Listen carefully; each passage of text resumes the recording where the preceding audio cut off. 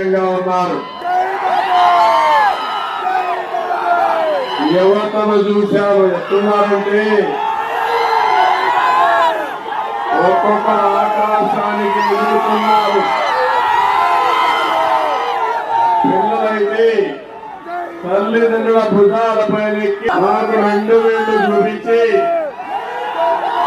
తల్లి తండ్రి తాత అవ్వ అందరూ చెప్తున్నారు, చంద్రన్న నా బిడ్డ భవిష్యత్తు నీదేనని.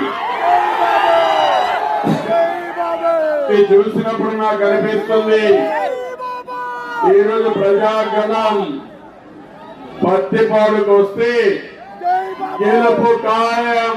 ఎవరు ఏ శక్తి అడ్డుకోలేదు.